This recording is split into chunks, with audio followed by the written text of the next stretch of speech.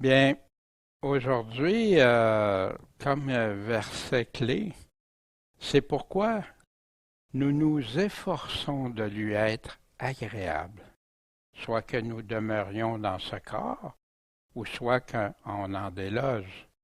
Car il nous faut tous comparaître devant le tribunal de Christ, afin que chacun reçoive selon le bien ou selon le mal qu'il aura fait pendant qu'il était dans son corps. Bien, on va examiner ça plus en détail dans quelques instants. Et d'abord, rappelons-nous, la semaine dernière, au chapitre 4, Paul qui parlait qu'on devait parler de la parole en vérité, sincérité.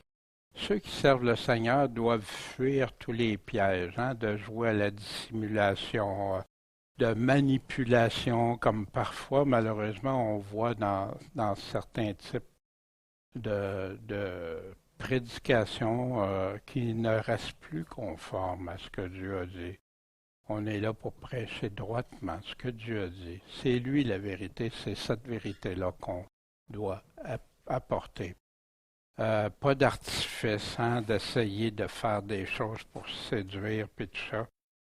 Puis avec tout ce que le Seigneur n'a pas dit souvent. Puis toujours parler en vérité, en sincérité devant Dieu et les hommes.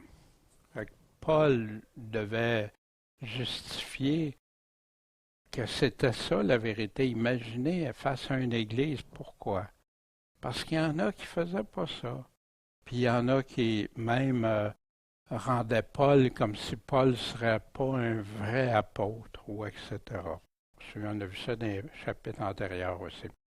Si certains ne veulent pas être éclairés par la lumière de l'Évangile, pourtant qu'il y a des répercussions si importantes, des répercussions éternelles, il y en a qui préfèrent demeurer dans l'amour de ce monde trompeur, de déception et de ténèbres.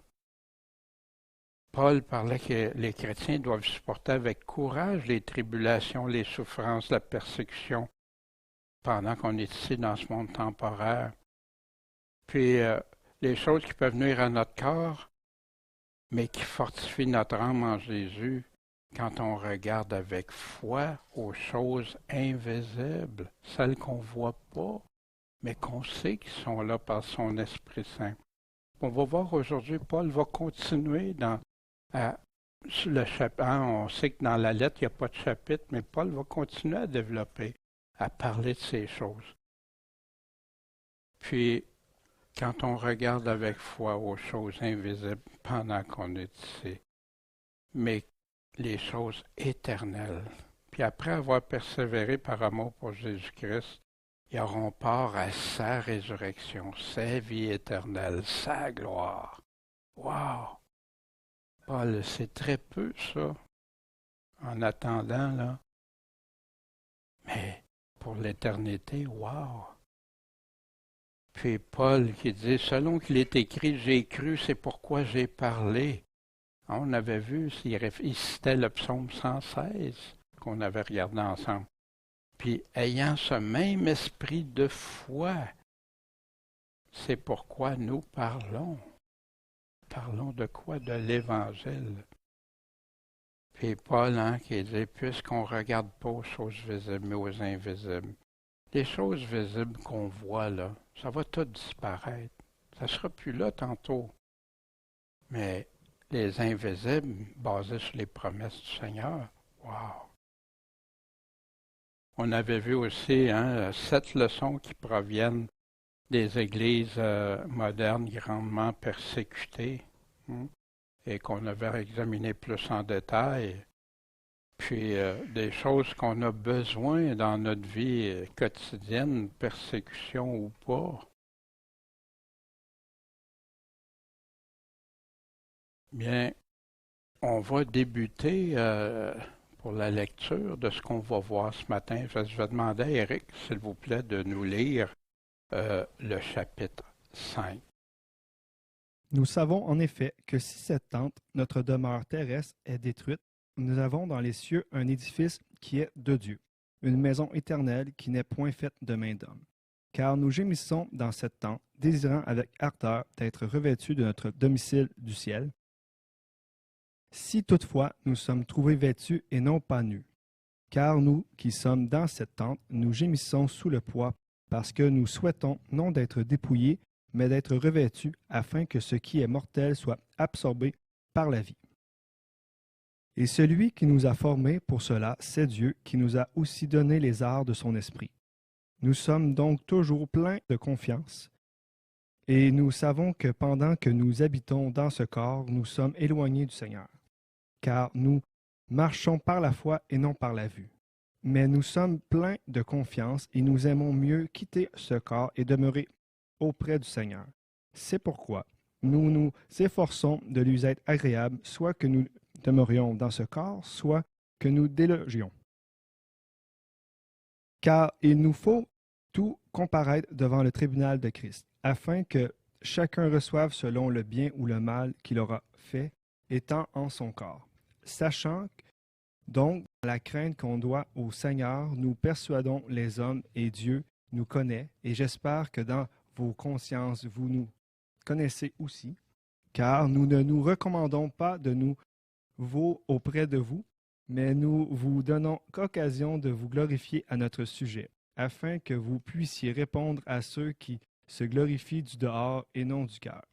Car soit que nous soyons hors de nous-mêmes, c'est pour Dieu, soit que nous soyons de sens rassis, c'est pour vous. Car la charité de Christ nous presse, étant persuadés que si un seul est mort pour tous, tous donc sont morts. Et il est mort pour tous afin que ceux qui vivent ne vivent plus pour eux-mêmes, mais pour celui qui est mort et ressuscité pour eux. C'est pourquoi, dès maintenant, nous ne connaissons personne selon la chair. Si même nous avons connu Christ selon la chair, maintenant nous le connaissons plus ainsi. Si donc quelqu'un est en Christ, il est une nouvelle créature. Les choses vieilles sont passées, voici toutes choses sont devenues nouvelles. Or, toutes ces choses viennent de Dieu, qui nous réconciliait avec lui par Jésus-Christ, et qui nous a confié le ministère de la réconciliation. Car Dieu était en Christ réconciliant le monde avec soi, en nous leur imputant point leurs péchés. Il a mis en nous la parole de la réconciliation.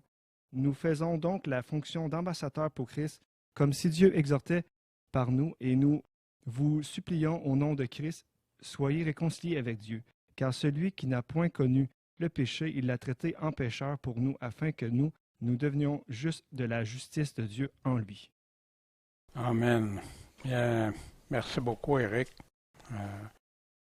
C'est toujours bon de regarder qu'est-ce qu'on va examiner de plus près, mais avoir un portrait global. Bien, avant d'aller plus loin, on va confier cette étude de la parole. Parfois, j'aime mieux dire étude que prédication parce que c'est de réfléchir, vraiment méditer, aller voir qu'est-ce que Dieu nous a laissé, dans ce cas-ci, au travers de l'apôtre Paul. Bon, Père Céleste, merci de ta parole, sur laquelle on peut s'appuyer à 100%, parce que tu es la vérité, tu es celui qui nous donne les paroles de la vie éternelle, et c'est en toi qu'on veut se confier. Seigneur, guide-nous par ton Esprit Saint, ton Esprit qui a donné ces paroles mêmes, et qu'on puisse bien comprendre et surtout bien appliquer pour nos vies, Seigneur. Merci, merci du fond du cœur, Seigneur. En ton nom, Jésus-Christ, Maître et Sauveur. Amen. Bien, on va voir dans le chapitre 5, qui est un chapitre fondamental encore, des choses qui vont peut-être, pour certains, le voir tel quel, sans aucun problème, mais pour d'autres, peut-être, comme moi dans le passé, qui avaient appris avec des positions théologiques ou autres que je comprenais plus vraiment le sens, mais on va essayer d'examiner ça. Fait que s'il y en a qui écoutent, mais je vous invite à demeurer jusqu'à la fin, puis après ça, à comparer avec la Bible. Si vous n'êtes pas en accord avec ce que je vais présenter, ben d'être en accord avec le Seigneur Jésus-Christ. C'est lui qui a les paroles de la vie éternelle. Et non pas non pas aller voir jusqu'à ce que les hommes disent, ce qui serait un grand piège. Mais au verset 1, nous savons en effet que si cette tente, puis Paul ne laisse pas de place, notre demeure terrestre est détruite, ben on a dans les cieux un édifice qui est de Dieu. Ici, lorsqu'on vit temporairement les choses visibles, ça va disparaître.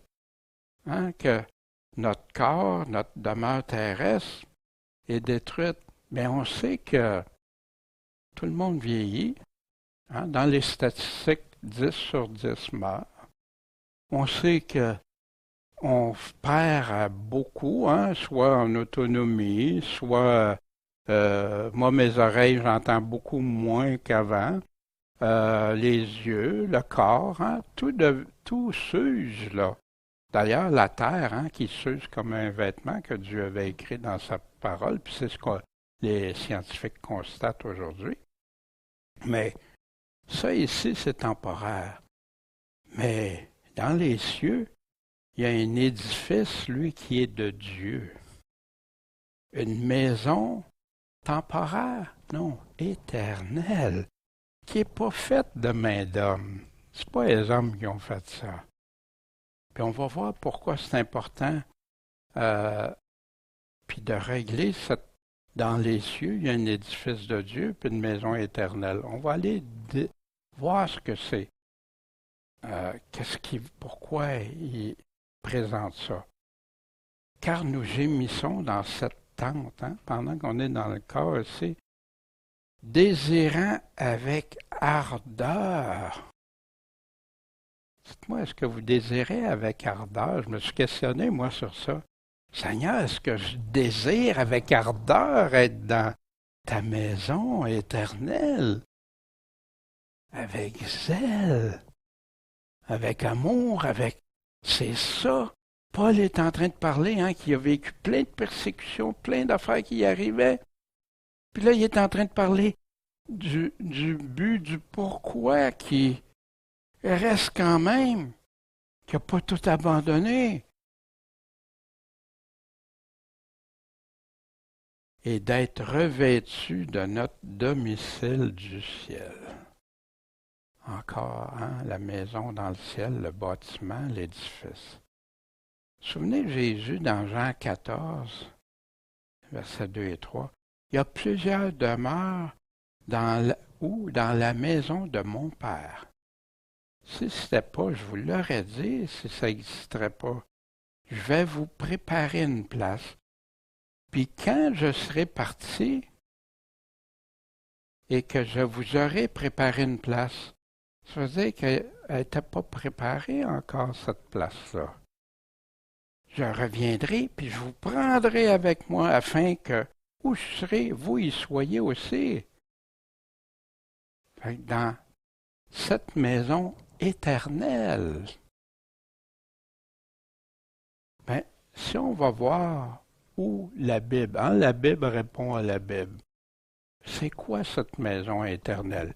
Moi, on me disait, c'est quand tu meurs, tu s'en vas tout de suite au ciel avec le Seigneur. Ah, OK. Puis on a des passages, on va revenir sur ça. Voici, selon Dieu, c'est quoi le domicile du ciel, la maison éternelle? Je vis un ciel nouveau, puis une terre nouvelle. Pourquoi? Car le premier ciel, puis la première terre avaient disparu. Fait que c'est-tu le ciel actuel? Non, il est encore là, le premier ciel. C'est intéressant, quand on regarde attentivement. Puis la mer n'était plus. Et moi, Jean, je vis la sainte cité, la nouvelle Jérusalem qui descendait du ciel d'auprès de Dieu, préparée comme une nouvelle mariée qui s'est ornée pour son époux. Puis j'ai entendu une grande voix qui disait, « Voici le tabernacle de Dieu, l'édifice de Dieu, la résidence de Dieu. Voici avec les hommes. Il habitera avec eux. Jésus dit, ils vont être avec moi, là où je suis, vous serez. Ils seront son peuple et Dieu sera lui-même avec eux. Il sera leur Dieu. Et Dieu va essuyer toute larme de leurs yeux. Hein, Paul savait ça, hein? Parce que Paul, hein, pensez-vous qu'il n'a pas pleuré? Paul le dit, il pleurait amèrement des fois face à des situations. Et la mort ne sera plus l'éternité. Il n'y aura plus ni deuil, ni cri, ni travail, parce que les premières choses sont passées. Celui qui est assis sur le trône dit, voici, je fais toutes choses nouvelles. Il me dit, écris, car ces paroles sont véritables et certaines. C'est quelle maison qui est éternelle, quel ciel qui est éternel, quelle maison qui est éternelle. C'est pas le premier. Il va disparaître. Il ne peut pas être éternel s'il disparaît. Voyez-vous?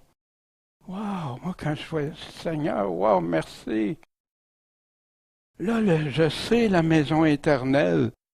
Puis cette nouvelle Jérusalem, où vont habiter ceux qui aiment Dieu, c'est des fidèles de Dieu. Avec lui, il n'y aura plus de pleurs, plus de larmes. Voyez-vous? Désirez avec ardeur, Paul. Puis quand est-ce qu'on désire encore plus avec ardeur? Quand ça va pas bien. Quand ça va trop bien, hein, ben non, j'aime bien mieux vivre. Moi, ben Seigneur, laisse-moi vivre, hein. Ici, ma petite vie tranquille. Paul, hein? Puis Paul disait ça, désirer avec ardeur. Mais Paul travaillait en même temps. Il travaillait de nuit, de soir, de nuit pour faire ces choses. Ça l'empêchait-tu de désirer avec ardeur? Non. Puis, je donnerai. Oui, Jésus, c'en est fait. Je suis l'alpha, l'oméga, le commencement et la fin. Tu ne peux pas en sortir en dehors de lui. Il sera mon fils. Je donnerai gratuitement de la source d'eau vive à celui qui a soif. Mais qu'est-ce qu'il rajoute? Celui qui vaincra va hériter ces choses-là. Les vainqueurs, pas ceux qui abandonnent, pas ceux qui se détournent, pas non, les vainqueurs.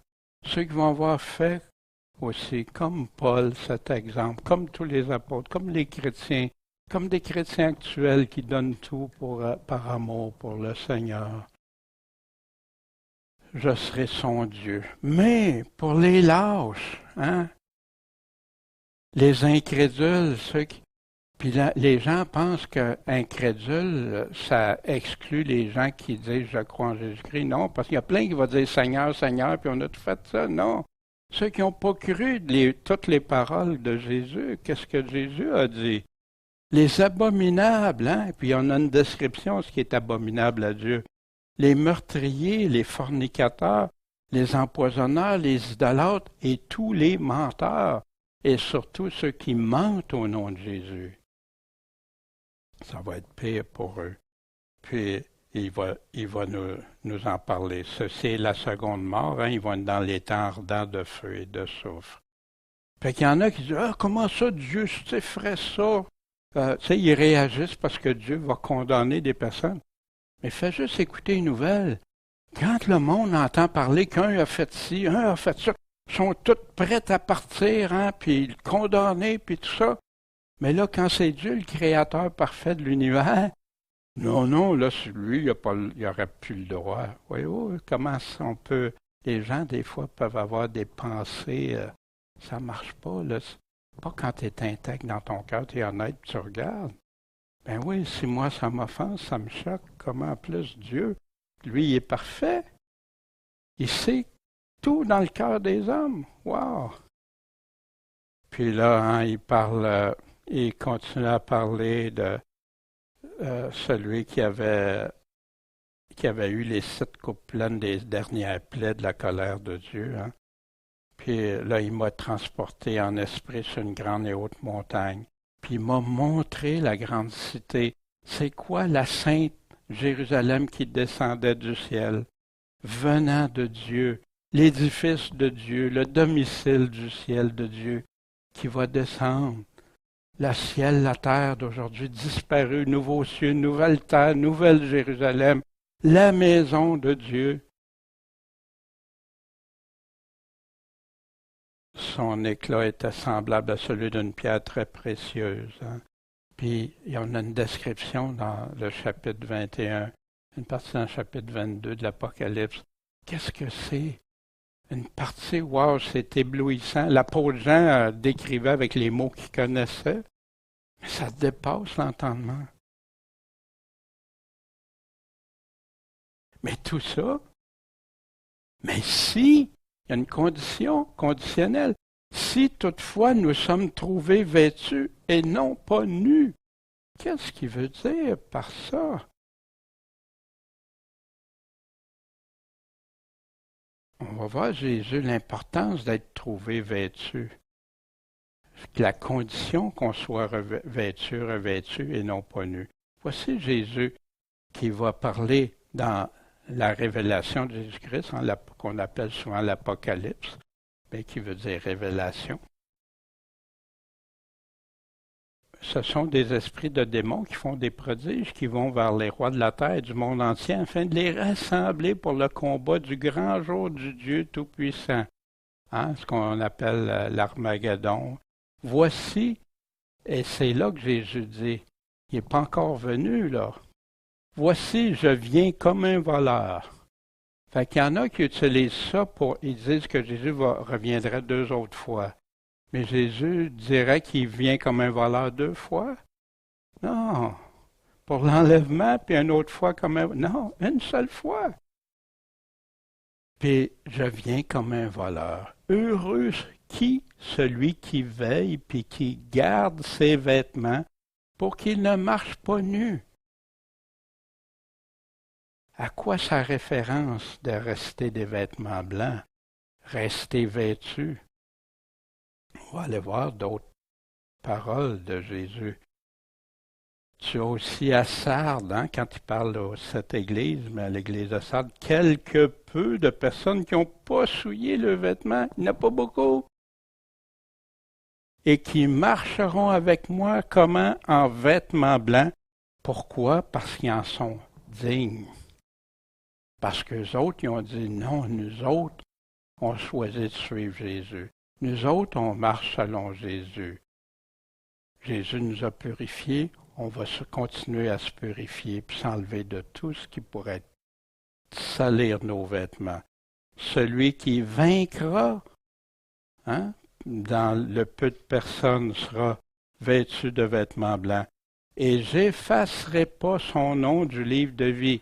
Il y en a qui disent c'est impossible d'effacer dans le nom du livre de vie. C'est ça que Jésus est en train de dire. Même dans la Bible, Dieu a dit, je vais effacer. C'est écrit noir sur blanc. Mais dans la théologie moderne, beaucoup disent, non, non, c'est impossible, un coup que t'es écrit, parce que t'es toujours... Mais c'est qui a raison? Jésus ou les hommes?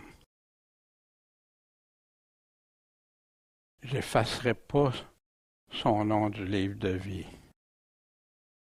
Il va en effacer de certains. Quand ils vont passer devant Christ, il y en a qui ne passeront pas. On va voir ça dans quelques minutes. Je confesserai son nom devant mon Père et devant ses anges. Penses-tu pouvoir accéder à être dans la maison du Seigneur si tu n'es pas trouvé en vêtements blancs, puis que Jésus ne confesse pas ton nom devant l'Éternel, mais il a mis des conditions pour ça, Jésus. Voici à l'église de Laodicée ce que dit Jésus, le témoin fidèle véritable, le principe de la création de Dieu. Wow! Puissance. Je connais tes œuvres. Puis ça, Jésus dit ça à chaque église. Il y en a qui déforment tout des œuvres. Non, il y a des œuvres, il y a des bonnes puis il y a des mauvaises. Les bonnes selon Dieu puis des mauvaises. Je sais que tu n'es ni froid ni bouillant. Aussi tu étais froid ou bouillant. Parce que tu es tiède, ni froid ni bouillant, je te vomirai de ma bouche. Moi, quand j'ai vu ça des premières fois, j'en revenais pas. Parce qu'il parle à une église, car tu dis. Puis il dit pourquoi? Parce que je suis riche, moi. Je me suis enrichi, j'ai pas besoin de rien. Mais tu connais pas que tu es malheureux, misérable, pauvre et aveugle et nu. Je te conseille d'acheter de moi de l'or éprouvé par le feu. On avait regardé ça, c'est la parole de Dieu éprouvée, hein? 7 fois. Et pour devenir riche, hein? Parce acheter, on n'achète pas, le Seigneur. Fait qu'acheter, ça faisait quoi? De faire ce qu'on doit faire pour avoir. Je me suis enrichi, que disait pourtant. Non, tu étais nu, puis achète des vêtements blancs pour être vêtu, que la honte de ta nudité ne paraisse pas. Mets un collier pour ouvrir tes yeux pour que tu vois. Je reprends châtier tous ceux que j'aime. Donc, aie du zèle et repens-toi. C'est ça que Jésus est en train de dire. Puis, si je me tiens à la porte, hein, qui est utilisée souvent pour l'évangélisation, et je frappe. Mais là, dans ce cas-ci, il est en train de dire ça à une église. Frappe à la porte de l'église, savoir s'il y en a qui vont l'entendre. Si quelqu'un entend ma voix et m'ouvre la porte, me laisse entrer, j'entrerai chez lui, je souperai avec lui et lui avec moi. Mais celui qui vaincra, je le ferai asseoir avec moi sur mon trône, comme moi j'ai vaincu et suis assis avec mon Père sur son trône. Être dans l'édifice éternel de Dieu. Que celui qui a des oreilles écoute ce que l'Esprit dit aux églises, à toutes les églises. Paul continue, car nous qui sommes dans cette tente, nous gémissons sous le poids, parce que nous souhaitons non d'être dépouillés, mais d'être revêtus. Pendant qu'on est dans le corps, on gémit sur le fardeau. Ça nous écrase, c'est pesant, c'est lourd. Puis nous souhaitons non d'être dépouillés, mais d'être revêtus. D'être vêtus, si toutefois on est vêtu, afin que ce qui est mortel soit absorbé par la vie. Qu'est-ce qui parle, Paul? Pourquoi ce qui est mortel doit être absorbé par la vie? C'est quoi qui est mortel? La Bible nous dit le péché, c'est la mort. Le salaire du péché, c'est mortel. Ça conduit à la mort. Et celui qui nous a formés pour cela, pour enlever ce qui est mortel, c'est Dieu qui nous a donné aussi les arts de son esprit, un dépôt de son esprit en nous. Quelque chose qui nous fait « Wow!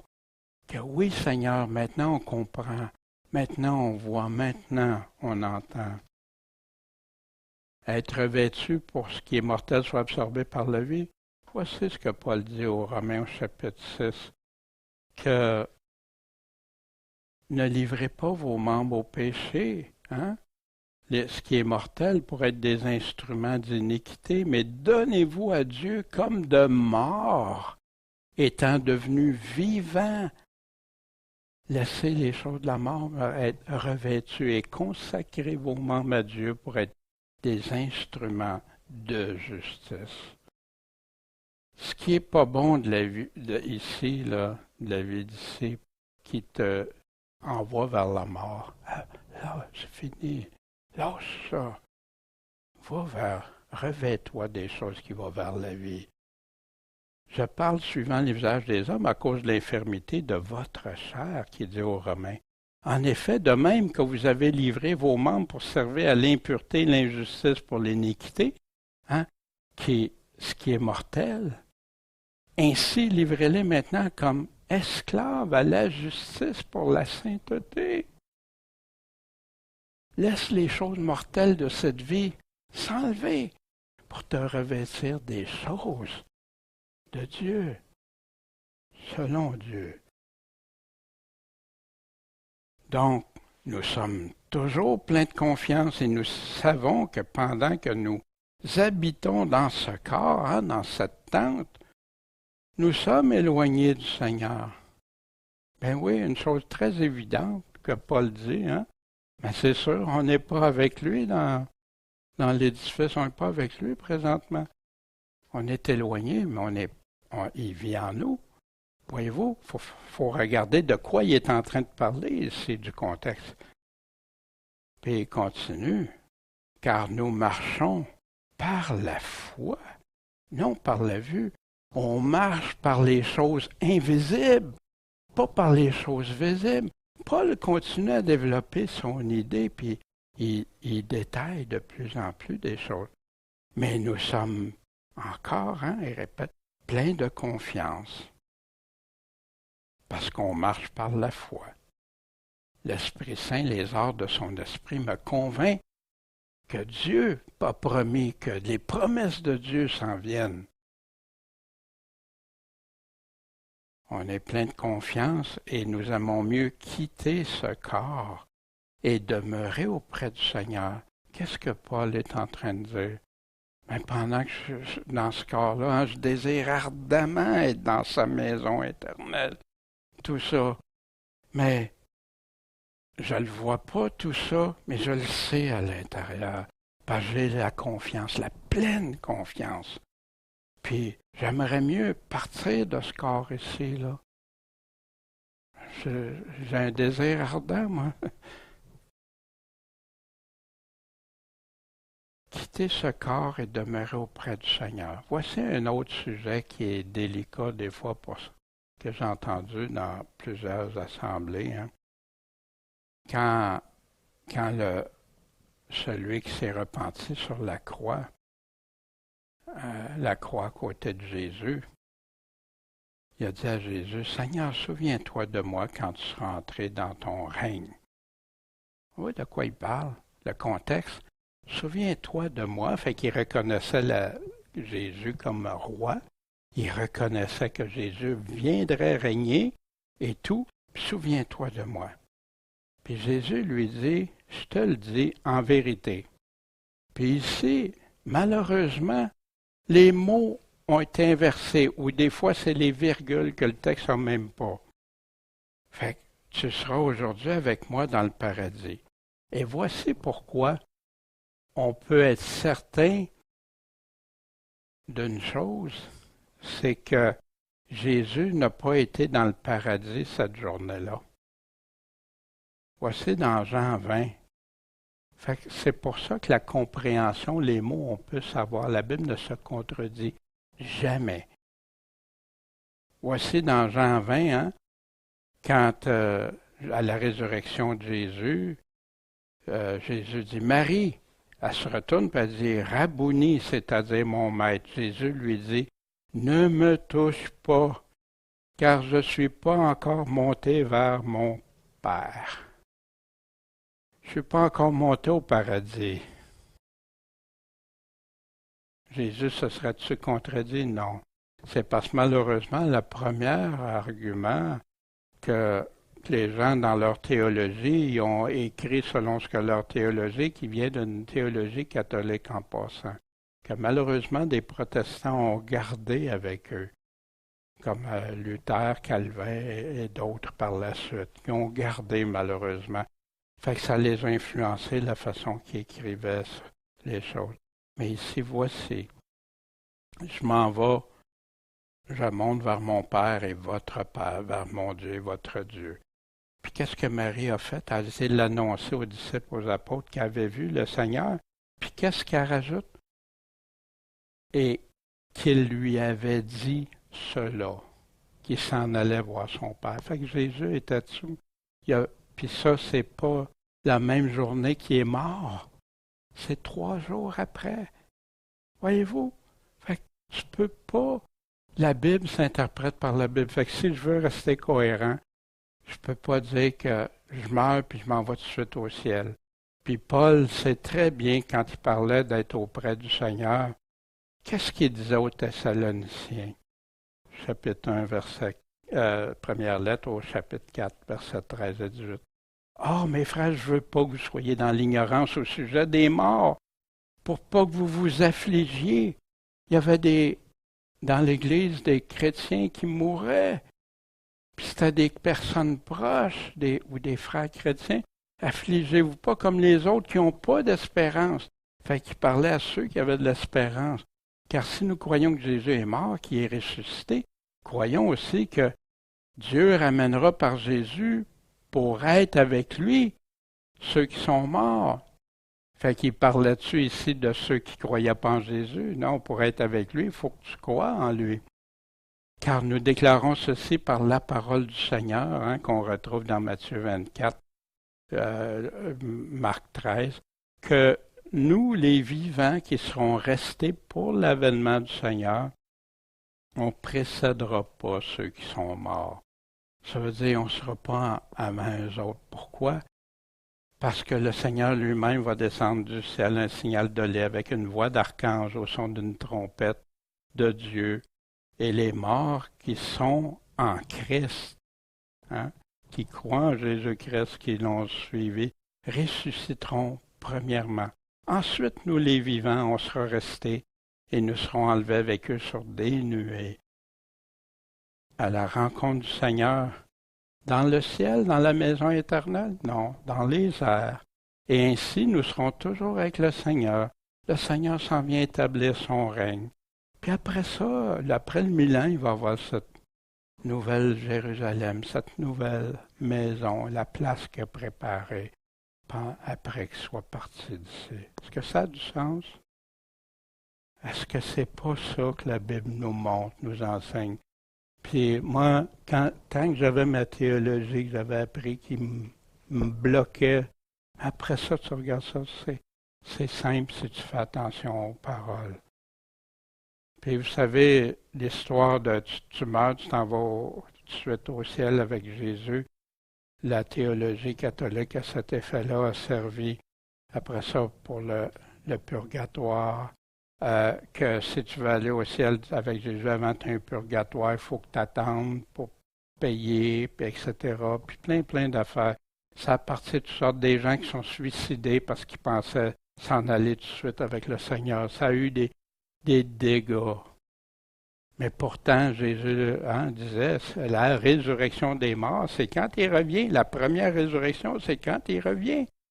Mais il dit, ils dorment. Fait que t'as pas connaissance. Fait que tu meurs maintenant ou que tu meurs dans 10 ans ou que le Seigneur vienne te transformer à son retour. Wow! Mais tu sais que ceux qui sont morts vont ressusciter en premier. Puis après ça, toujours avec le Seigneur. Fait que Paul arrive avec son poursuit. C'est pourquoi tout ça, ce qui s'en vient, puis qu'on soit trouvé vêtu, puis toutes les merveilles, la maison de Dieu, puis ça, c'est pourquoi nous nous efforçons de lui être agréable. Soit que nous demeurions dans ce corps, soit que nous délogions. Exactement ce qu'on vient de voir dans Thessaloniciens. Il y en a qui meurent avant. Il y en a qui restent dans leur corps. Il y en a qui vont être là au retour du Seigneur. L'importance de s'efforcer. Remarquez le mot efforcer aussi, qu'on entend presque plus maintenant. Non, tu as juste à croire Jésus, puis tu as la vie éternelle. Mais croire Jésus, c'est de croire tout ce qu'il nous dit, pas juste les parties qui font ton affaire. Examiner ce qui est agréable au Seigneur que Paul donne comme directive aux Éphésiens. Mais comment on peut examiner ce qui est agréable, ce que Dieu aime ou ce que Dieu déteste? Parce que Dieu aime des choses. Il y a des choses agréables à Dieu, puis il y a des choses désagréables. Il y a des abominations à Dieu.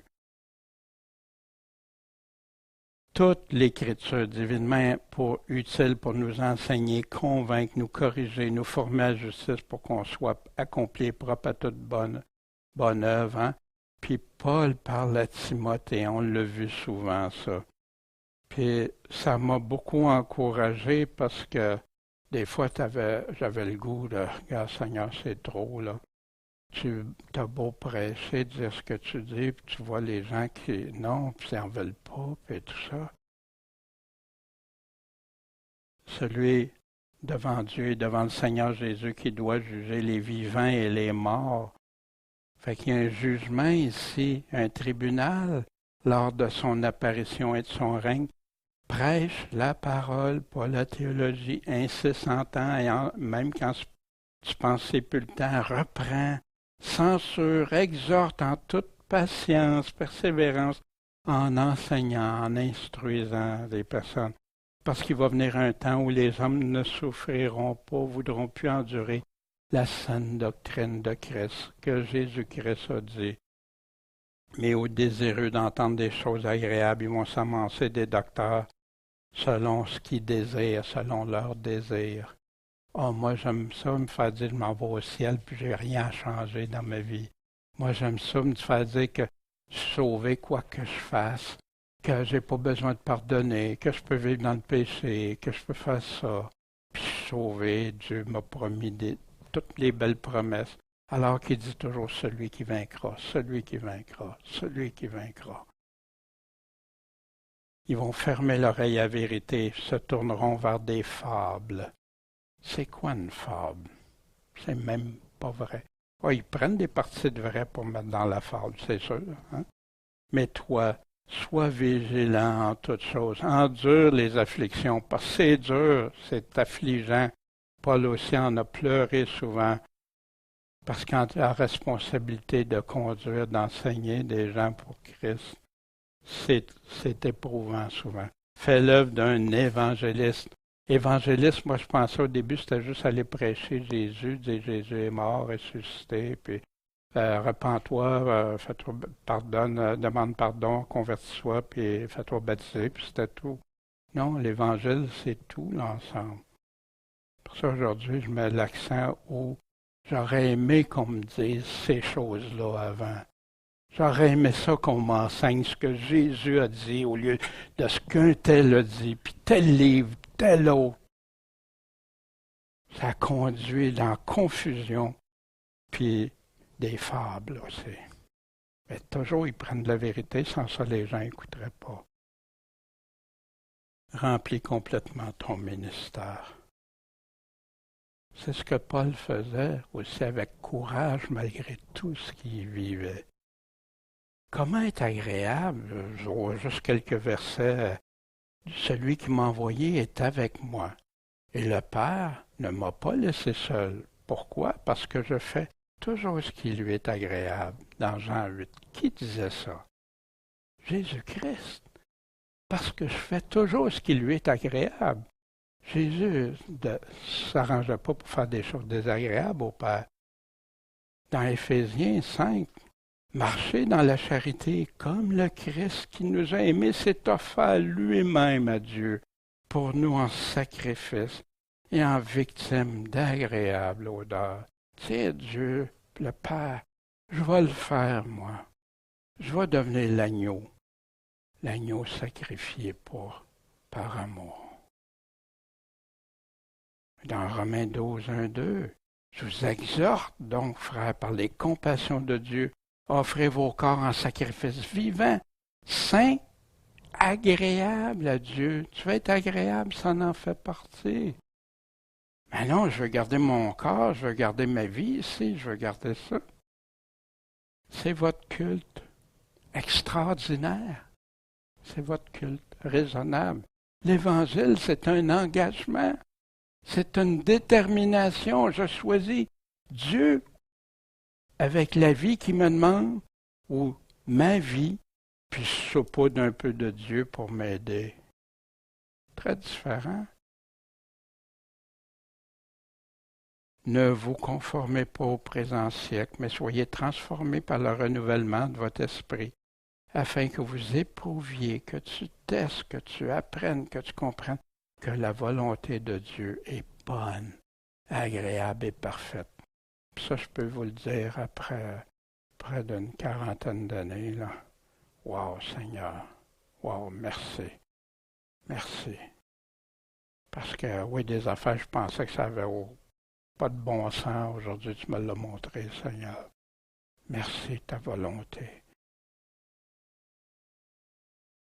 Voici dans Acte 10, quand Pierre avait été voir Corneille, puis Pierre a écrit ici, pas Pierre, mais Luc qui a écrit les Actes, il a écrit ce que Pierre avait dit, mais qu'en toute nation, celui qui le craint, qui craint Dieu et qui s'adonne à la justice, lui est agréable. Moi, des fois, j'ai entendu des personnes aller évangéliser, puis qui attaquaient tout ce qui est justice, puis tu crains Dieu, toute justice, puis ils essayaient de détruire tout ça devant la personne. C'est ça que la Bible nous dit? Non. Des fois, on se laisse emporter, hein, puis un tel nous dit quelque chose, puis c'est tout ça parce qu'il disait les œuvres, t'es pas sauvé par tes œuvres. C'est vrai que personne n'est sauvé par ses œuvres. Surtout pas de la loi, parce que Paul en parle très clairement de la première alliance, la lettre qui tue. Mais quand tu arrives à vouloir détruire quelqu'un parce qu'il veut faire des bonnes œuvres pour Dieu, ça ne marche plus. Parce que Dieu nous a créés pour faire des bonnes œuvres, de marcher en renouvellement, pour faire ce que lui nous demande. Dans Timothée, voici, je recommande avant toute chose qu'on fasse des requêtes, des prières, des supplications, des actions de grâce. Pour qui? Pour tous les hommes, pour les rois et pour tous ceux qui sont constitués en dignité, toute autorité, afin qu'on puisse mener une vie paisible et tranquille en toute piété et honnêteté. Car cela est bon et agréable aux yeux de Dieu, notre Sauveur. Pourquoi? Parce qu'il veut que tous soient sauvés puis qu'ils parviennent à la connaissance de la vérité. Savez-vous qu'il y a plein de mouvements chrétiens pour attaquer les gouvernements, parler contre un, parler contre l'autre. Est-ce que c'est ça qui est agréable à Dieu? Wow! Puis moi aussi, j'ai tombé dans le piège souvent de parler contre un, parler contre l'autre. Mais qu'est-ce qui est agréable à Dieu? Que je prie pour eux. Parce qu'il y a un seul Dieu, un seul médiateur entre Dieu et les hommes. Il n'y a pas de médiatrice qu'on ajoute dans la religion. Mais un seul lien entre Dieu et les hommes. C'est Jésus-Christ, homme qui s'est donné lui-même en rançon pour tous. C'est là le témoignage rendu en son propre temps. Amen. Et quoi que nous demandions, nous le recevons de lui. Pourquoi? Parce que nous gardons ses commandements et que nous faisons ce qui lui est agréable. Combien de gens attaquent les commandements? Voici ce qui est intéressant par la foi, dans le chapitre 11 de Hébreux, le chapitre par excellence de la foi. Par la foi, Enoch fut enlevé pour qu'il ne voie pas la mort. Et on ne le trouvait plus parce que Dieu l'avait enlevé. Intéressant, on parle d'enlèvement vers la fin. Car avant qu'il fût enlevé, pour qu'il soit enlevé, il avait obtenu le témoignage d'avoir été agréable à Dieu. Il a obtenu ce témoignage-là, comment? Parce qu'il était agréable à Dieu. Comment que c'est un témoignage? Parce que les gens le voyaient.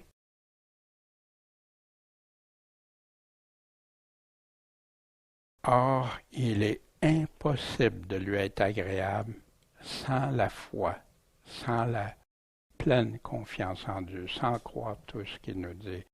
Car il faut que celui qui s'approche de Dieu croit que Dieu est, que Dieu existe, et qu'il est le rémunérateur de ceux qui le cherchent. C'est pourquoi, saisissant le royaume inébranlable dans Hébreu, conservons la grâce. Il y en a, ils disent un coup que tu as reçu la grâce, c'est impossible de la perdre. Non, non. Il y en a qui bafouent la grâce. Il y en a qui font des choses que, ici, la conserver, pourquoi? Afin que par elle, nous rendions notre culte à Dieu d'une manière qui lui soit agréable. Comment? Avec respect et crainte. Quand Dieu ici parle, car c'est une chose agréable à Dieu que quelqu'un, par un motif de conscience, endure des afflictions pendant qu'il souffre injustement, pendant qu'on te fait des injustices. Exactement. Il veut ton manteau, il veut, tu sais. Vous rendre accompli en toute bonne œuvre afin que vous fassiez sa volonté, faisant lui-même en vous ce qui est agréable devant lui. Dieu va se servir, il va nous faire produire des bonnes œuvres. Des bonnes œuvres que Dieu dit que c'est des bonnes œuvres. Pas ce que les hommes disent, ça peut être. Non, ce que Dieu. Puis, par Jésus-Christ, à lui soit la gloire au siècle des siècles. On sait quand on suit, on aime Jésus. On sait que ce n'est pas nous autres mêmes qui allons se sauver, qui allons faire des affaires extraordinaires, puis tout ça. On s'en remet totalement à lui. Puis sans lui, on ne peut pas porter de fruits. Mais avec lui, il nous fait porter des bons fruits, des bonnes œuvres que Dieu a préparées d'avance pour ceux qui veulent le suivre. Car il nous faut tous comparaître devant le tribunal de Christ. Hein? Ben non, personne ne vient en jugement. Oh, attends, on va regarder une chose. Il y a le jugement final, mais il y a le tribunal de Christ avant, à son retour. Il y en a qui oublient ça facilement. Et voici ce que Paul dit, il nous faut tous, il ne s'exclut pas, comparaître devant le tribunal de Christ afin que chacun reçoive selon le bien. Fait que là, on dit, ben ça, c'est pour tes œuvres, c'est pour les bonnes œuvres que tu vas avoir faites. Puis c'est juste des récompenses, pour tes récompenses, mais c'est pas ça que Paul est en train de dire ici. Selon le bien ou le mal qu'il aura fait pendant qu'il était dans son corps. Fait que tous, on va avoir répondre. Ce que j'ai fait de bien, ce que j'ai fait de mal. Dans la crainte du Seigneur. Il y en a qui n'ont plus de crainte du Seigneur. Non, ce que je fais, c'est correct, puis oh, je suis justifié de toute façon. Voici pourquoi. Sachant donc la crainte qu'on doit au Seigneur, hein, qui a crainte du Seigneur, sinon les chrétiens, nous persuadons les hommes et Dieu nous connaît. Paul est en train de parler de qui ici? De lui, puis de ceux qui l'accompagnent pour prêcher ou des apôtres. Pourquoi? Et j'espère que dans vos consciences, vous nous connaissez aussi. Fait qu'il n'était pas en train de parler de tous, mais ici, il met la différence entre le nous et le vous. Fait ici, qui a la crainte du Seigneur? Qui le suit aujourd'hui? Aujourd'hui, c'est comme non, l'amour bannit la crainte. On sort ce verset-là du contexte, puis on l'applique, puis fait des chrétiens tièdes, des chrétiens qui ne suivent pas le Seigneur, qui croient qu'ils sont sauvés malgré qu'ils vivent une vie sans repentance, etc. Quelle tristesse! Mais ici, il est en train de parler justement aux Corinthiens. Hein? J'espère que vous nous connaissez aussi. J'espère que vous le reconnaissez que c'est ça qu'on est en train de faire. Là. On va tout répondre un jour. Au tribunal de Christ. Voici dans Romains. Hein? Ici, Romains parlait de ceux qui prenaient tel aliment ou pas, etc. Fait que Paul, ici, en effet, aucun de nous ne vit pour soi-même. Et aucun de nous ne meurt pour nous-mêmes. Si nous vivons, on vit pour qui? Pour le Seigneur. Si on meurt pour le Seigneur. Donc, soit qu'on vive, soit qu'on meure, nous sommes au Seigneur. C'est pour cela que Christ est mort et qu'il est ressuscité, qu'il a repris vie, afin de dominer sur les morts et sur les vivants. Mais toi, pourquoi juges-tu ton frère? Hein, il est en train de parler par rapport aux aliments ici. Ou toi, pourquoi méprises-tu ton frère? Puisque nous comparaîtrons tous devant le tribunal de Christ. Car il est écrit, « Je suis vivant, dit le Seigneur. Tout genou fléchira devant moi, et toute langue donnera gloire à Dieu. » Quand est-ce que ça va arriver, ça? Sinon, à son arrivée, sa venue, son avènement, c'est pourquoi chacun de nous rendra compte à Dieu pour lui-même. L'autre, il va répondre pour lui-même. Je vais répondre pour moi-même. Donc, ne jugeons plus les uns les autres, mais jugez plutôt qu'il ne faut pas donner aucune occasion de chute ni aucun scandale à son frère, dans le contexte ici des aliments ou des jours, etc. Mais Paul dit aux Corinthiens, moi j'ai déjà jugé tel homme qui vit dans le péché. Ça, c'est un autre sujet différent, de ne pas tolérer le péché dans l'Église. Comme Jésus avait dit dans Matthieu 18. Au tribunal de Christ, c'est rempli le Nouveau Testament des paroles de Jésus concernant qui va passer à son tribunal quand il va arriver. Il fait une distinction très claire entre les brebis et les boucs. Moi, on m'avait dit c'est juste les autres qui sont pas... Non, parce que Jésus dit, il connaissait Jésus, quand est-ce qu'on t'a pas fait ça? Quand est-ce? Brebis et les boucs, les vierges sages puis les vierges insensées, qui ne veillaient pas, qui n'étaient pas prêtes. Ceux qui reçoivent les talents, les marques, un reçoit 10, l'autre 5, l'autre 2, ou 5, 2, 1. Puis ceux qui ont produit avec l'argent qu'ils avaient reçu, le serviteur justement au tribunal de Christ, ça rapporte au tribunal de Christ, quand ils vont être évalués, oui, ça produit, ou non, j'ai été le cacher, j'avais peur, je savais que... Fait que je l'ai caché, ton talent.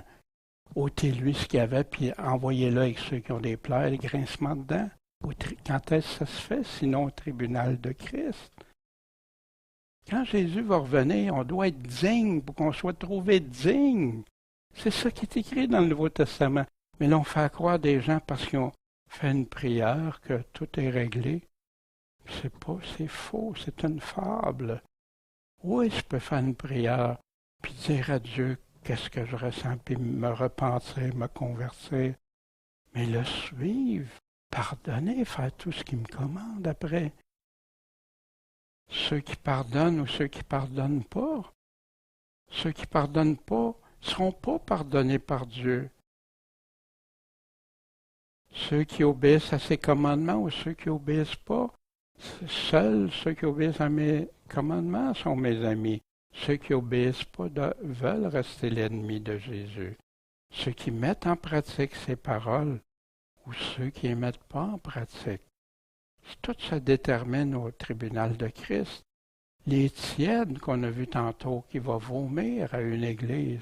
Puis c'est plein d'autres, plein.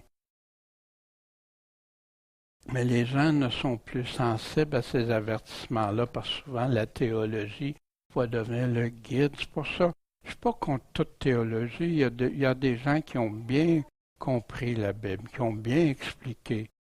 Mais moi, quand je cherche après la théologie au lieu de chercher auprès du Seigneur, qu'est-ce qu'il dit pour ses apôtres. Puis c'est là qui aura vraiment cru en Jésus-Christ. Ça ne sera pas juste ceux qui l'appellent Seigneur, Seigneur, mais ceux qui vont avoir mis en pratique, qui auront fait sa volonté, qui auront obéi. Jésus-Christ qui est l'auteur du salut éternel pour ceux qui lui obéissent. Puis je sais que je ne me fais pas des amis en parlant comme ça, mais je vous répète ce que Jésus a dit. Puis j'ai été séduit dans ce genre de... sachant qu'il y avait de quoi qui ne marchait pas, mais je marchais dans ces voies-là. Pardon, Seigneur. Aujourd'hui, je veux m'en tenir juste à toi. C'est toi qui as les paroles de la vie éternelle. C'est toi. Le chemin étroit. Voici, je regardais hier encore j'avais un livre, Comment être disciple de Jésus-Christ. Fait que je regarde, il y a toutes sortes de sujets, mais ça, c'était pas là. Alors Jésus dit à ses disciples, si quelqu'un veut venir après moi, si tu veux me suivre, celui qui me suit, il y a juste eux autres qui vont être sauvés. Mes brebis entendent ma voix et me suivent. Puis là, il va leur donner la vie éternelle. Qu'il renonce à lui-même, qu'il se charge de sa croix. Paul a fait ça, ceux qui étaient avec Paul ont fait ça, et me suivent. Pourquoi? Parce que quiconque, le mot quiconque, y a-t-il des exceptions? Non. Voudra sauver sa vie, va la perdre, et quiconque perdra sa vie parce qu'il m'aime, pour l'amour de moi, qui va me suivre, qui va obéir, qui va faire ce que je lui demande, la trouvera.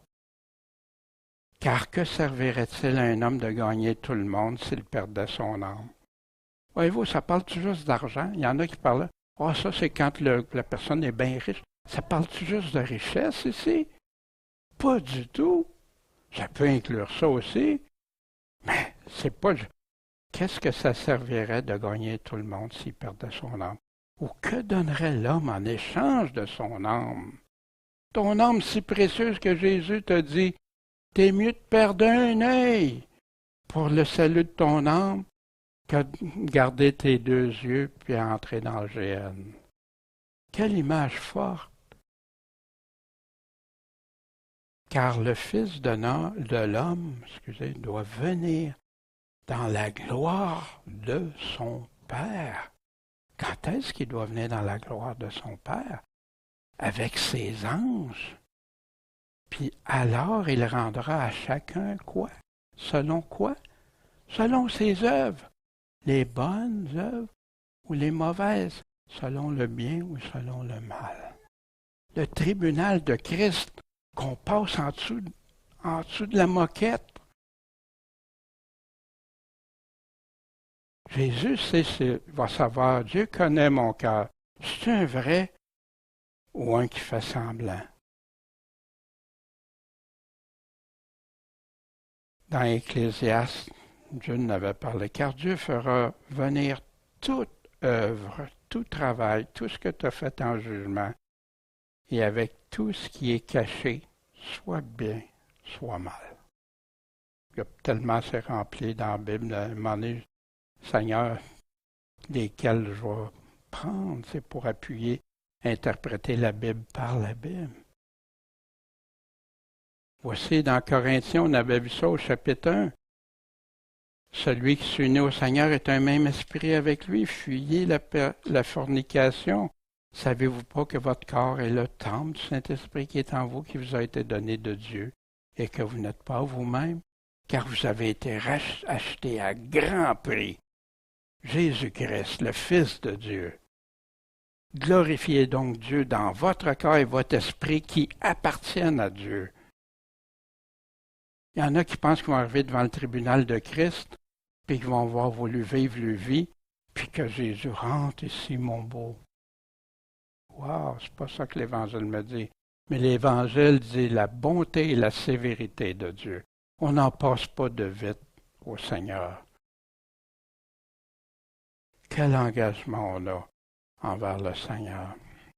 Souvenez aussi de Paul, il dit, trompez-vous pas, aucun adultère, idolâtre, etc., va connaître le royaume de Dieu.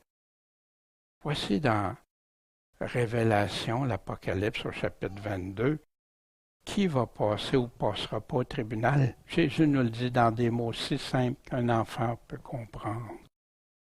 Il me dit aussi, scelle pas les paroles de la prophétie de ce livre. Pourquoi? Parce que le temps s'en vient, il est proche. Que celui qui est injuste soit encore injuste. Que celui qui est souillé se souille encore. Que celui qui est juste devienne plus juste encore. Que celui qui est saint se sanctifie encore davantage. De plus en plus. Voici au tribunal de Christ, qu'est-ce qu'il va regarder? Ah, voici, je viens bientôt et j'ai mon salaire avec moi pour rendre à chacun selon ce que ses œuvres auront été. Est-ce qu'il est en train de dire pour les récompenses ici? Seulement les récompenses? Non, mon salaire, qu'est-ce que vous allez mériter? Comme la même chose avec les talents et les marques, comme la même chose avec Vierge folle, Vierge sage, comme la même chose avec plein. Voici, je suis l'alpha, l'oméga, qui peut être plus fort que lui? Heureux ceux qui observent ses commandements, afin d'avoir droit à l'arbre de vie. Dites-moi, si tu n'as pas droit à l'arbre de vie, là, comment tu peux dire que tu as la vie éternelle? Et d'entrer par les portes dans la ville. Mais le salaire, pour les bons, ceux qui ont observé ce que Jésus commandait. Mais dehors, les impudiques, l'impudicité, les empoisonneurs, fornicateurs, meurtriers, idolâtres, et quiconque aime et pratique le mensonge. Imaginez, le plus grand mensonge pour Dieu, c'est quand tu tords ce qu'il est en train de dire, quand tu déformes et tout. Qu'est-ce qu'il dit ici? Est-ce qu'un enfant peut comprendre ça? Je crois que oui, moi. Puis il continue, hein, moi Jésus, j'ai envoyé pour rendre témoignage de ces choses. Où? Dans les églises. Pas ailleurs. Il y en a qui pensent que l'église va être enlevée, fait que ça, c'est pas pour eux autres. Dans les églises. Je suis le rejeton, la prospérité de David, l'étoile brillante du matin. L'esprit et l'épouse disent, viens. Que celui qui entend dise aussi, est-ce qu'on le dit ça? Viens Seigneur. Que celui qui a soif vienne et que celui qui voudra de l'eau vive en reçoive gratuitement. Puis là, il dit, quiconque entend les paroles, la prophétie de ce livre, si quelqu'un y ajoute, Dieu va faire tomber sur lui les plaies qui sont écrites dans ce livre. Wow! Et si quelqu'un retranche des paroles du livre de cette prophétie, puis en passant, ça s'est fait dans des versions modernes de Bible, dans des Bibles aussi d'origine du Vatican, etc. Et si quelqu'un retranche, Dieu retranchera quoi? Sa part du livre de vie. Pour le retrancher, il faut qu'il l'ait eu, encore une fois, du livre de vie et de la sainteté des choses qui sont écrites dans le livre. Oui, je viens bientôt. Amen. Est-ce qu'on croit ça? Est-ce qu'on croit Jésus? La demeure éternelle préparée d'avance par Jésus-Christ pour ceux qui l'aiment. Il n'y aura plus aucun anathème et le trône de Dieu et de l'agneau sera en elle. Ses serviteurs le serviront. Ils vont voir sa face. Son nom sera sur leur front. Il n'y aura plus de nuit. Ils n'auront plus besoin de lampe ni de soleil parce que le Seigneur Dieu les éclairera. Ils régneront temporairement au siècle des siècles. Il dit ensuite, ces paroles sont certaines et véritables. Est-ce qu'on y croit? Et le Seigneur, le Dieu des saints prophètes, a envoyé son ange pour déclarer à ses serviteurs les choses qui doivent arriver bientôt. Voici, je viens bientôt. Heureux celui qui garde les paroles de la prophétie de ce livre. Voici ce que les églises, les prédications devraient amener régulièrement. Car nous ne recommandons pas de nouveau auprès de vous, mais nous vous donnons occasion de vous glorifier à votre sujet. Pourquoi? Afin que vous puissiez répondre à ceux qui se glorifient du dehors et non du cœur. Fait que ceux qui étaient dans l'église de Corinthe se glorifiaient, vous vous souvenez, toutes les choses avec orgueil et tout ça qu'on a vu. Mais non. Fait qu'on n'a pas besoin de se recommander. Mais on vous donne pour que vous soyez capables de répondre à ceux-là, là. Faites venir en lumière ce que c'est pas correct. Car, soit que nous soyons hors de nous-mêmes, on passait comme un peu de la folie même, ou qu'on soit insensé, même à leurs yeux, c'est pour Dieu. Soit que nous soyons de sens rassis, c'est pour vous. Fait que d'une façon ou de l'autre, comme quel que soit que vous le prenez, c'est pour Dieu, puis c'est pour vous. Car la charité de Christ nous presse, l'amour de Christ nous presse, étant persuadés que si un seul est mort pour tous, tous donc sont morts à eux-mêmes, vivent pour Christ, la vie de Dieu. Et il est mort pour tous, afin que ceux qui vivent ne vivent plus pour eux-mêmes, mais pour celui qui est mort et ressuscité pour eux. Pourquoi qu'on dit pas ça aux gens, que c'est un engagement maintenant? Ils sont en nouveauté de vie, ça n'a plus rien à voir avec l'ancienne vie. Il nous parle ici, il nous parle dans Tite 2, 9, d'être zélé pour les bonnes œuvres. Enseigne ces choses, exhorte, reprend avec une pleine autorité. Pourquoi? Parce qu'ils sont en train de faire de la grâce de Dieu, des fois des personnes qui s'éloignent, puis qu'on leur confirme, on les rassure dans ça. Renoncer, la grâce de Dieu nous enseigne à renoncer à l'impiété, aux convoitises mondaines et à vivre en ce présent siècle dans la tempérance contrôlée, dans la justice, dans la piété, en attendant la bienheureuse espérance et la manifestation de gloire de notre grand Dieu et Sauveur, Jésus-Christ, qui s'est donné lui-même pour nous, afin de nous racheter de toute iniquité et nous purifier et se former un peuple particulier zélé pour les bonnes œuvres. Enseigne ces choses, exhorte, reprend avec une pleine autorité, que personne ne te méprise. C'est ça, les prédicateurs qu'on doit tous proclamer. C'est pourquoi dès maintenant nous ne connaissons personne selon la chair.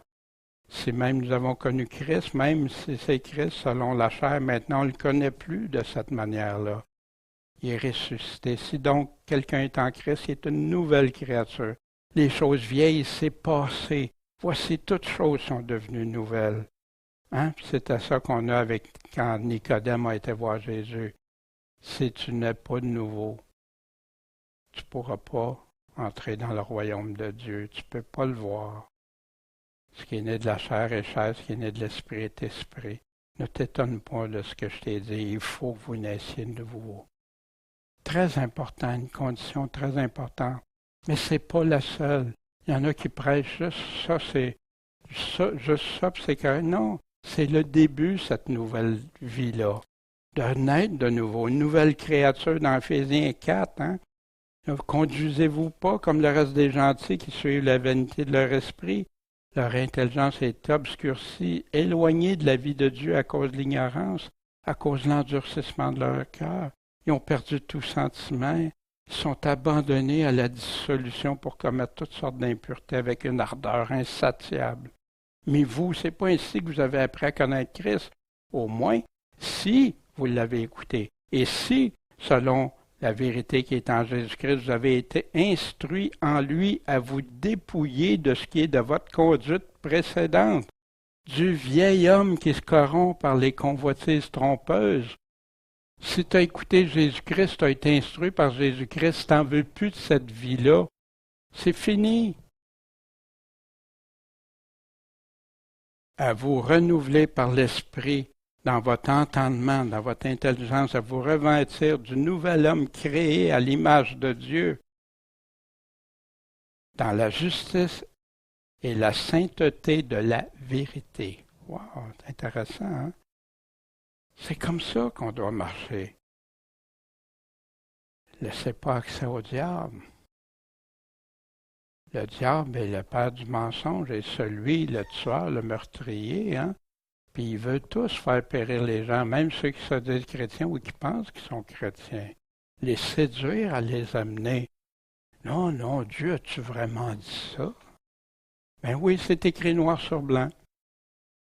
Si donc vous êtes ressuscité avec Christ, cherchez les choses d'en haut, les choses invisibles, où Christ est assis dans la maison éternelle, puis qui s'en vient pour nous, car vous êtes morts, votre vie est cachée avec Christ en Dieu, mais quand Christ qui est votre vie, c'est notre vie, paraîtra, vous serez ainsi manifesté avec lui dans la gloire. Donc, faites mourir ce qui est dans vos membres qui tient à la terre, à la fornication, impureté, passion, mauvais désir, avarice qui est une idolâtrie. C'est pour ces choses que la colère de Dieu vient sur qui? Les enfants qui se rebellent, ceux qui disent « ouais, mais nous autres, non ». Puis ici, de laisser tomber tout ce qui était quand on marchait autrefois, ayant dépouillé le vieil homme avec ses œuvres. Dépouiller, enlève tout ça. Vous vous souvenez tantôt du corps, hein, puis il disait que ça soit absorbé, ce qui est mortel absorbé par ce... Hein? Ayant revêtu le nouvel homme qui est renouvelé, comment? Dans la connaissance, à l'image de celui qui l'a créé. Dites-moi comment on peut marcher comme le vieil homme et être à l'image de Dieu? Possible. La transformation. La transformation, hein, comme l'exemple qu'on a de la chenille, des papillons. Hein, cette image qui nous a frappés quand, wow, tu sais, la chenille, d'un coup, dans un cocon, hein, puis ça devient, ça sort, c'est un papillon. Or, toutes ces choses viennent de Dieu qui nous a réconciliés avec lui. Comment? Par Jésus-Christ, qui nous a confié le ministère de la réconciliation. Parce que Dieu était où? En Christ, réconciliant le monde avec lui. Et ne leur imputant pas leurs péchés, il a mis en nous la parole de la réconciliation. Paul est en train de dire ici, il a réconcilié, il a permis, il a fait une chose qui permet à l'homme de ne pas avoir ses péchés imputés, mais il nous dit les conditions pour le faire, de se repentir, de se convertir, puis de le suivre. Il a mis en nous la parole de la réconciliation. Mais Paul est en train de parler de qui est en nous. Donc, nous faisons la fonction d'ambassadeur pour Christ comme si Dieu exhortait par nous. Mais si on reste dans le contexte ici, Paul est en train de parler, c'est qui le nous? Et nous, vous, hein? Il y a deux groupes. Nous, Paul, ceux qui prêchent, et vous, les Corinthiens, puis ceux qui sont dans l'Achaïe, ou aujourd'hui ceux qui sont chrétiens, nous vous supplions au nom de Christ. Pourquoi qu'il supplie au nom de Christ? Soyez réconciliés avec Dieu. Pourquoi qu'il le dit ça aux Corinthiens? Puis à tous ceux, même des chrétiens, il y en a qui croient qu'ils sont réconciliés avec Dieu, mais qui ne marchent pas en nouveauté de vie. Pour ceux qui marchent déjà en nouveauté de vie, amen. Car celui qui n'a pas connu le péché, il l'a traité en pécheur pour nous. Dieu a traité Jésus comme s'il était pécheur, afin que nous devenions justes de la justice de Dieu en lui. Pour ça, personne ne pourrait être sauvé juste par sa propre justice. La justice de Jésus-Christ qui nous rend devant Dieu. Hein? Puisque Christ qui a souffert pour vous, vous laissez un exemple afin que vous suiviez ses traces, lui qui n'a pas commis de péché, dans la bouche duquel il n'y avait aucune fraude, outragé et maltraité, il ne faisait pas de menaces, il s'en remettait à celui qui est justement, lui qui a porté nos péchés en son corps sur le bois, afin qu'étant mort au péché, qu'on meure au péché, qu'on meure à ce qu'on vivait dans la chair, nous vivions à la justice par la meurtrissure qui vous a été guéri. Vous étiez comme des brebis errantes, mais vous êtes maintenant retournés au pasteur, le berger et à l'évêque de vos âmes. Ce que Paul nous enseignait. Paul continue de leur parler des afflictions qui enduraient, de la grande consolation, de l'espérance de la résurrection, de la meilleure vie à venir pour tous ceux qui persévèrent fidèlement. Puis il désirait avec ardeur ce bonheur promis. Malgré le désir de quitter cette vie, pour cette vie de loin la meilleure, Paul continuait courageusement d'accomplir entre-temps ce que Dieu demande.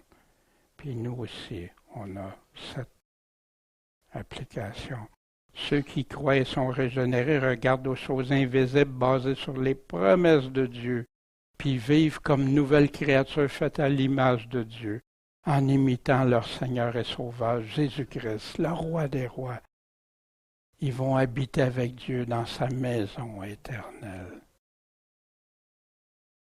Tous, on doit comparaître devant le tribunal de Jésus-Christ, où chacun va recevoir selon le bien ou le mal, qui va passer ou pas. C'est Jésus qui va dire à ceux-là, c'est pas parce que m'appeler Seigneur, Seigneur, voici, toi t'es accepté. Souvenez celui qui n'avait pas les vêtements, qui était au banquet de noces, puis qui n'avait pas le vêtement. Non.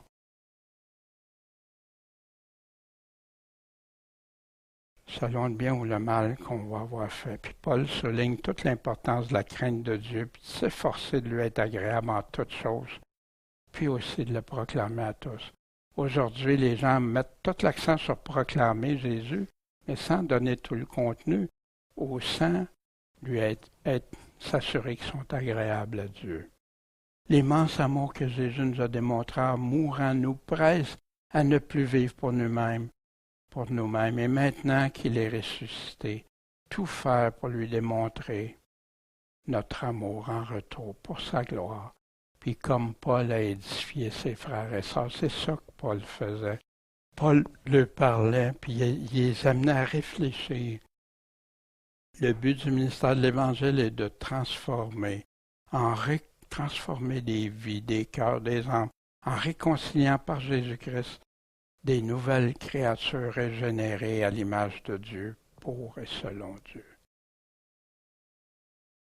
Bien, je sais que c'est pas évident, c'est pas toujours facile, mais je crois avoir représenté ce que Paul disait avec la parole de Dieu, la Bible qui s'interprète par la Bible. Bon Père Céleste, merci de tes paroles, qu'on a tant besoin, Seigneur, dans ce temps où le bien est appelé mal et le mal est appelé bien, que les choses agréables seulement, puis fermer la porte à vérité. Seigneur, on a besoin de toi. Puis Seigneur, conduis. S'il y a des gens qui ne sont pas en accord, Seigneur, qui sont en désaccord avec moi, c'est pas ça, ça n'a aucune valeur ou mérite, mais qu'ils ne soient pas en désaccord avec toi. Donne-leur cet amour qu'ils aient cet amour de la vérité et chercher ta face. Chercher à t'être agréable à toi, Seigneur, et non à ce que certaines confessions de foi, théologie ou autres amènent. Il y a du bon dans ça, Seigneur, mais il y a du levain aussi. Fait que, Seigneur, veille sur nos âmes, qu'on reste sur le chemin étroit, qu'on ne se fasse pas séduire ailleurs. En ton Saint-Nom, Jésus-Christ, Maître et Sauveur. Amen.